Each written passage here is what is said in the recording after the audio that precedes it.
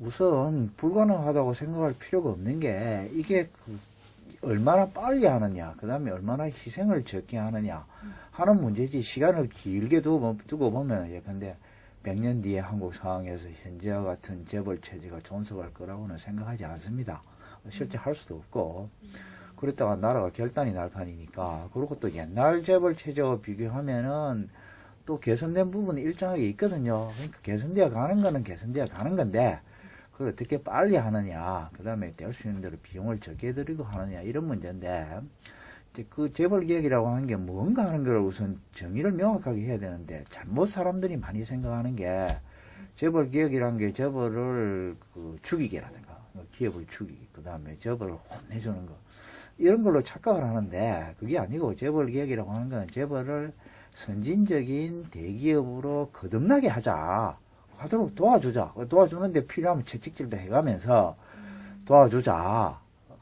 선생님이 학생들 도와주듯이 우리 국민들이 힘을 합쳐서 재벌들이 거듭나도록 도와주자 하는 걸로 생각하면은 실제도 그런 거고, 그렇게 어렵지는 않습니다. 우선 그 재벌 체제의 문제점이 뭐냐 하는 게, 옛날에는 재벌 총수, 그 다음에 재벌 기업, 그 다음에 나라 경제, 이 세 개가 대체로는 균형을 이루었어요. 그런데 이제 시간이 흐르면서 재벌 총수가 2세, 3세로 이제 개성이 되고, 그 다음에 재벌들이 문어발 또는 지네발식으로 다각화를 심화시키고, 재벌 총수의 지분은 줄어들고 이러면서 그 세계의 이해관계가 이게 불균형이 커지고 그게 문제로 된 겁니다. 그래서 그걸 바로잡아주면 되는데, 그게 뭐냐 하면은 우선 재벌 총수가 무슨 횡령을 한다든가 배임을 한다든가 해서 요새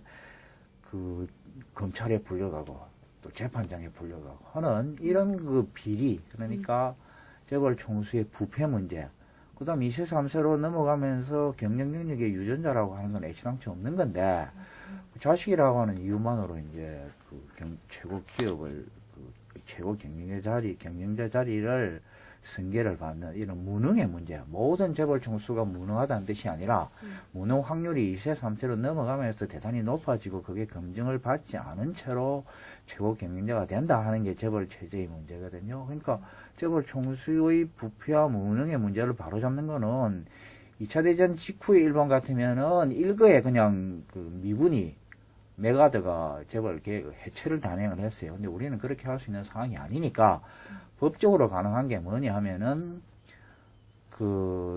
우리나라 법 중에 특정경제범죄 가중처벌법이라고 하는 게 있습니다. 횡령과 비리고 나쁜 짓 한 거니까. 근데 이제 아까 말씀드린 대로 검찰에 불려가고 재판장에 불려가긴 하는데, 결과적으로는 이게 솜방망이 처벌로 집행유예로 다 그냥 풀려나와요. 거의 예외 없이 예외가 있긴 하지만은. 그러니까 그거를 그렇게 못하도록 선진국처럼 미국이나 유럽처럼 강하게 처벌하는 게 특정경제범죄 가중처벌법에서 그러니까 현재 5년 이상, 5억 이상이면 5년 이상 이렇게 돼 있는 거를 10년 이상, 그 다음에 7년 이상 이렇게만 해주면은, 그럼 실형을 살게 되고, 실형을 살게 된다고 하는 거는 재벌 총수들이 감옥 가서 실형 사는 건 이거 견디기 힘든 노릇이거든요. 그러니까 그런 불법과 불법을 저지르지 않게 되는 거예요. 그럼 재벌 총수들이 괜히 검찰에 불려가고 재판장에 불려가는 것도 사실은 횟수가 줄어드는 거예요. 재벌 총수를 위해서도 정기적으로는 좋은 제도입니다. 그래서 특정경제가중처벌법을 강화하는 게 제일 핵심이라고 생각이 제일 쉽고, 그 다음에 이제 시스템을 바꾸는 걸로 재벌들이 금융을 지배하는 문제를, 그러니까 금융을 지배하지 못하도록 차단하고, 그 다음에 재벌 대기업과 중소기업 사이에 이게 불공정한 경쟁이 이루어지니까 공정거래법을 강화하고, 이런 게 이제 기본이고, 그 다음에 재벌들이 나라를 멋대로 주무르니까 주무르지 않도록 하는 게 중요한데, 경제뿐만이 아니라 사회 정치적인 것도. 그게 뭐냐 하면은 쉬운 게 뭐냐면 우선 교수들이 재벌들한테 휘둘리지 않으면 되는 거예요. 무슨 연구비 받고 이런 거 안 하면 안 해도 살 수 있으니까 우선 거기서부터 오염에서 벗어나고, 그 다음에 이제 오염에서 벗어나기가 좀 더 어려운 집단들이 관계나 관료들은 그래도 좀 쉬워요. 그보다 더 어려운 부분이 정치가, 그다음 가장 어려운 부분이 언론인데, 그건 광고 때문에.